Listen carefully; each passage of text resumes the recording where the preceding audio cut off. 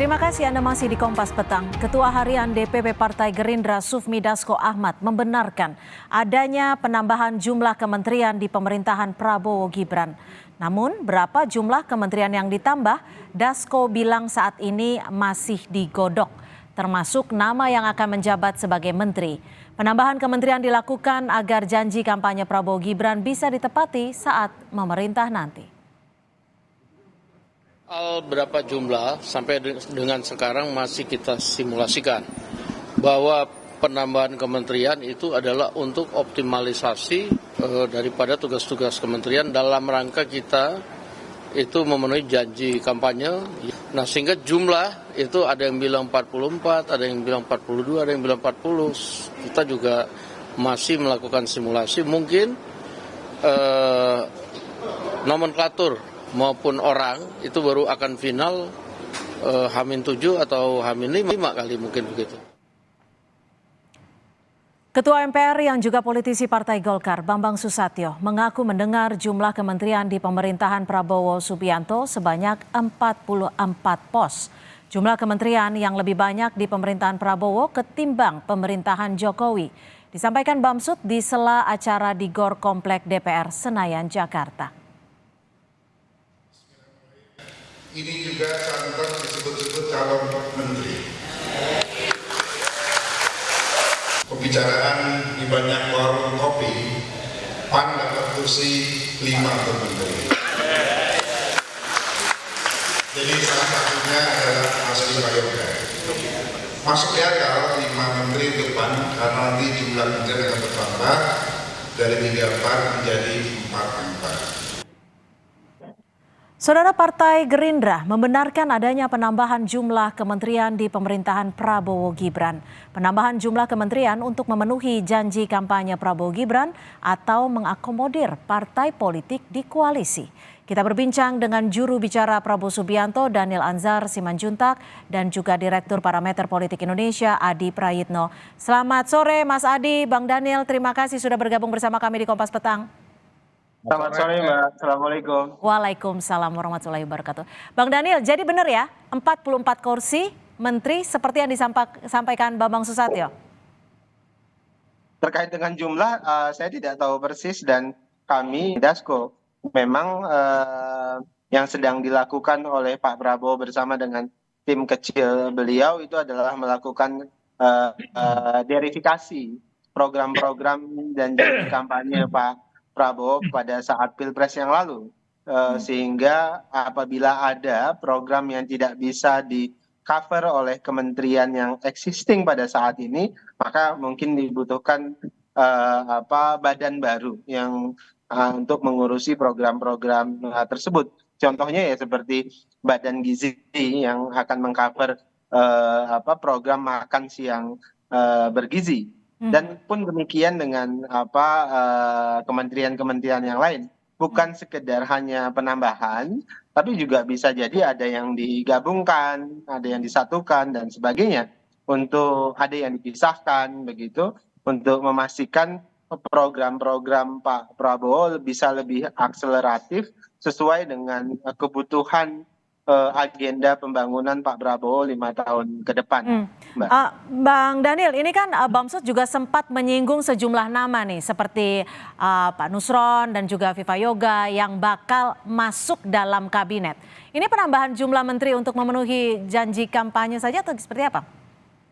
Pak Prabowo dan tim tentu berpikir menggunakan bingkai bagaimana bisa mengakselerasi dan mempermudah implementasi dari program kerja dan janji kampanye Pak Prabowo pada saat Pilpres tersebut. Jadi kalau terkait dengan orang, asal usul, latar belakang itu ya tentu ditentukan nanti setelah institusi kementerian yang dibentuk untuk mengakselerasi program Pak Prabowo itu sudah pasti. Nah, terkait dengan orang ya tentu sepenuhnya adalah hak prerogatif Pak Prabowo sebagai presiden, dan sampai dengan detik ini belum ada yang bisa dipastikan siapa. Tapi dua nama itu masuk wacana tidak, Bang Daniel? Kenapa? 2 nama tadi masuk wacana tidak?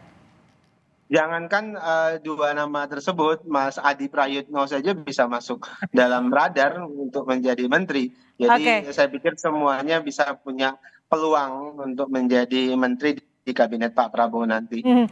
Mas Adi, ini bocoran yang disampaikan Bambang Susatyo ini apa yang bisa Anda baca? Apakah memang benar penambahannya akan sampai di 10 pos kementerian lebih? Karena sebelumnya kan kita di 34 pos kementerian.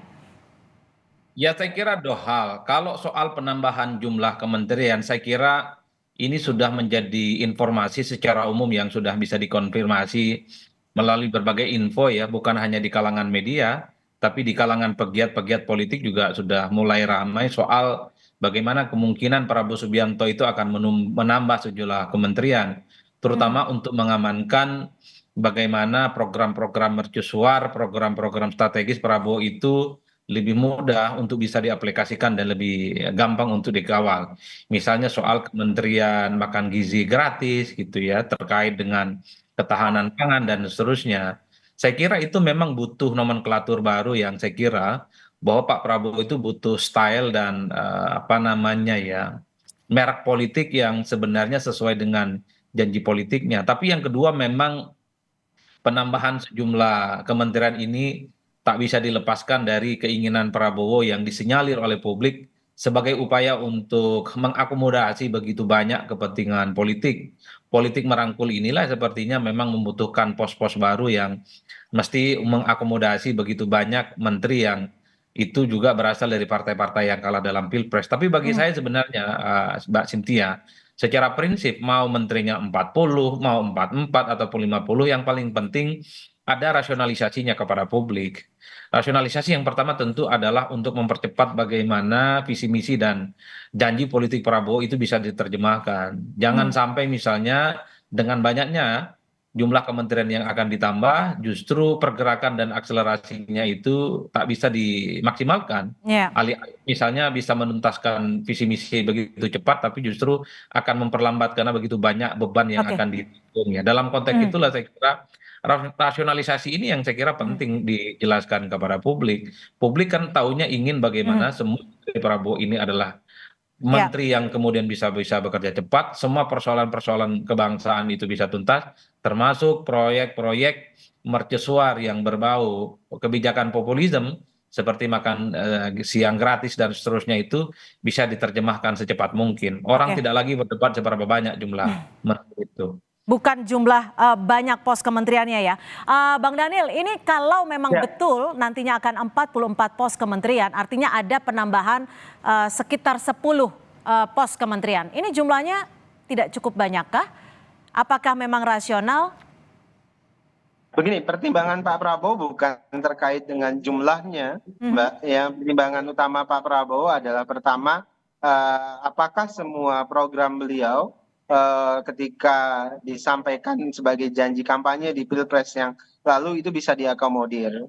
Nah, kalau kemudian nggak bisa diakomodir, tentu cukuplah sekian banyak kira-kira begitu kementerian. Nah, Oke. itu pertama. Kemudian ini terkait dengan tadi program. Kemudian yang kedua, ini juga terkait dengan jumlah itu terkait dengan efektivitas dan efisiensi dari pelaksanaan program. Ada Hmm. fokus, refocusing juga terkait dengan berbagai program. Nah, Hmm. kita sadar betul misalnya ketika kritik-kritik datang bahwasannya ketika institusi terlalu gemuk itu punya potensi pengawasan yang bisa lemah, ada potensi korupsi yang juga bisa terbuka lebar. Ya. Nah, itulah yang juga menjadi perhatian khusus Pak Prabowo. Mhm. Nah, di sisi lain misalnya untuk menjawab efisiensi, Pak Prabowo juga akan fokus untuk memperkuat institusi pendapatan. Institusi pendapatan yang bersama beliau itu harus Mhm. Zaken Kabinet. Zaken Kabinet itu permaknaannya adalah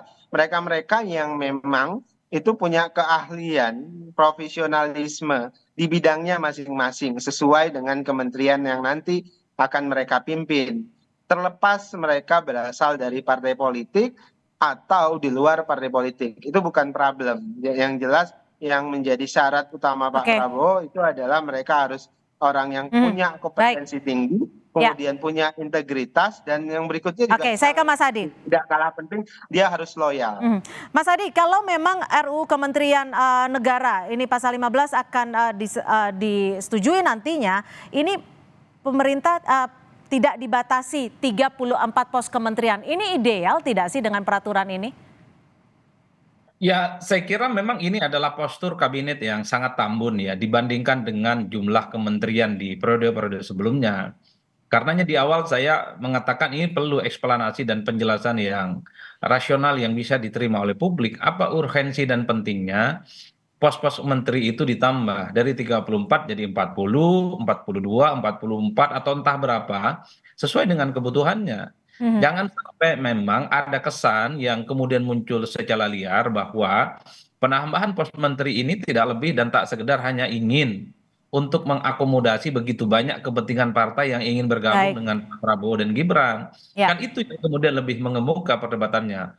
Oleh karena itu yang perlu dipertanggungjawabkan adalah bahwa kalaupun toh jadi 44 kementerian, wajib hukumnya bahwa semua menteri ini adalah mereka yang bisa bekerja cepat, Ya. mewujudkan semua visi misi, dan mampu menyelesaikan persoalan-persoalan kebangsaan. Baik, itu yang diharapkan kita semua tentunya. setuntas-tuntasnya. Itu saja kuncinya. Baik, terima kasih Mas Adi Prayitno dan juga Bang Daniel Anzar Simanjuntak sudah bergabung bersama kami di Kompas Petang. Selamat sore.